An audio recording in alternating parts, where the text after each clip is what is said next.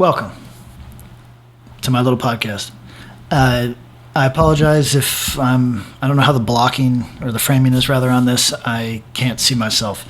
The last couple episodes that I did, I was using the selfie facing camera and it looks like ass. So I'm trying the regular camera, but I cannot see it. So wish me luck. Eventually we'll get to craft, I promise. I'm just very conscientious about who I listen to on that matter. And I really feel like I've got to come with my credentials ready to go before I try to lecture anybody on how they should write a comic book. You know, I'm that guy that I want to know that you can do it before I listen to you. I wouldn't pick up a guru just anywhere, you know. But I'm going to talk about the market of comics instead, and a tricky one today in some respects. It shouldn't be at all, but it is in the regard that, again, it's been mired in culture war nonsense, and this is going to those of you that don't follow comics, this is going to seem so strange that this has been co-opted by partisans, I guess. But so are comics doing well? No, American periodical comics are not doing well. Are comics doing well? Maybe when people have this argument, they are typically talking about the inclusion of YA or middle grade graphic novels and manga into what we call, broadly comic market. I'm not a partisan. I have no culture war angle on this. I just want to talk about why it's disingenuous to lump these things together. Let's start with YA and middle grade graphic novels. They don't sell in comic stores. It is a different market aimed at a different person. For better or for worse, comics have been aimed at a teen to adult readership. Now, almost exclusively an adult readership. When I was 12, I could read any comic. When I was 8, maybe not, and now I don't think you could hand most American comics to an 8-year-old at all. Maybe not a 12-year-old. Not because not because the writing is too complex for them, but simply because it's not aimed at them. It may or may not capture their interest. Particularly now, where there's some of those books are over straining themselves, bending over backwards to over intellectualize genre. It is marketed to a different person. It is sold in a different place. It's decidedly a different thing. Is it sequential art? Yes, obviously. But so is a Sunday morning comic strip, right?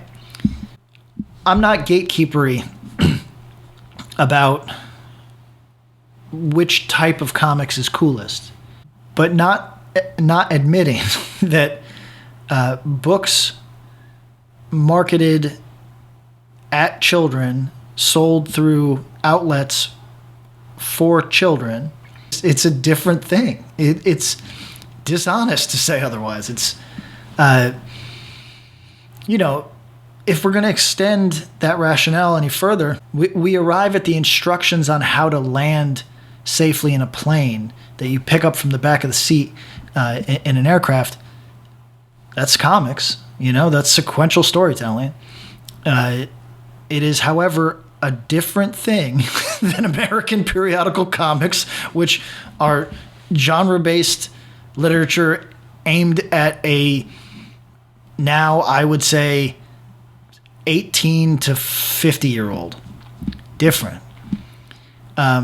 Regarding manga, it's more extreme in a way, because while that is 100% familiar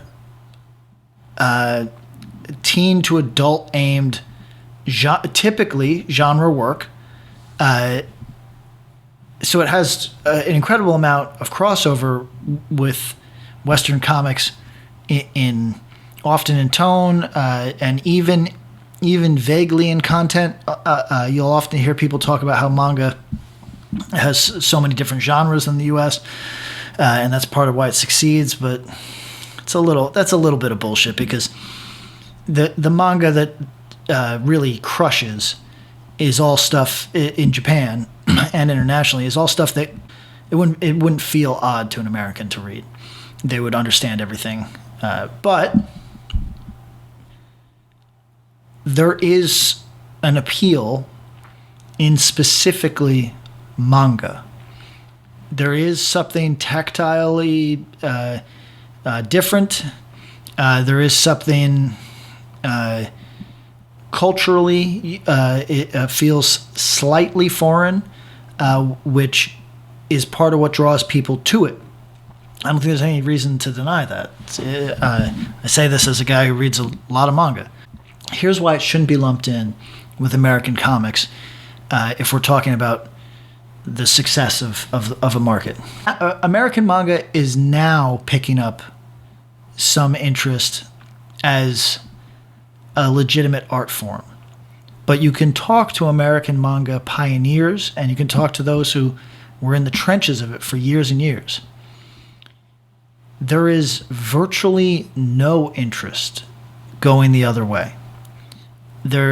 American creators, Western creators of manga, are at best considered a novelty, and almost and occasionally viewed as usurpers or intruders of some type.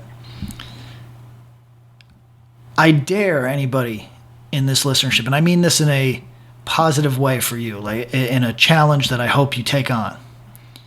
I dare you to either draw yourself or to write and then finance a superlative Western manga, and then attempt to sell it not just in Japan, which is impossible, full stop impossible. There is, to my knowledge, 2 maybe manga that have penetrated Japan, and not even penetrated Japan, that have been published in Japan that come from Western artists. But try selling American manga in the U.S. Still very much a challenge. You can look at something like, I don't know, I guess like Gold Digger or maybe Ninja High School. You can look at that material and say, it's run 200 issues, Patrick. It's obviously successful. Well, yeah and no. I mean, 200 issues at, what would we say, like probably 3,000 copies per issue. It's impressive. It's a feat that I think everybody should respect, but that's the exception in every possible way. If you take even Adam Warren, who has done his title for a long time, he's wrapping it up, I think, in part because I think he said it's a struggle.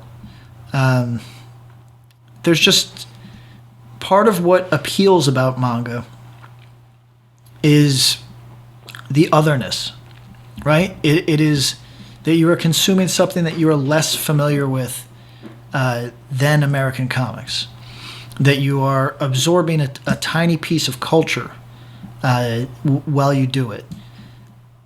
Most people wouldn't articulate it like that, but that's the reality. There's something, I don't know, it's a beautiful thing, to be honest. It's a beautiful thing to want to consume something that makes you feel like you're learning, or makes you feel like you're entering someone else's space, someone else's world that they're sharing with you.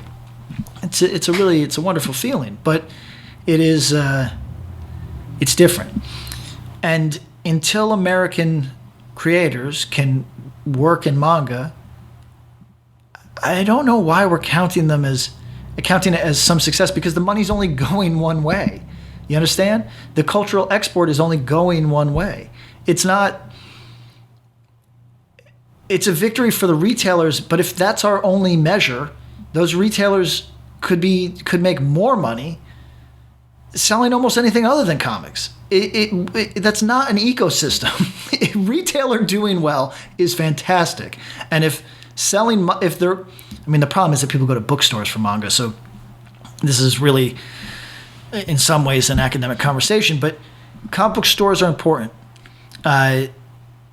American creators being able to feed themselves is important.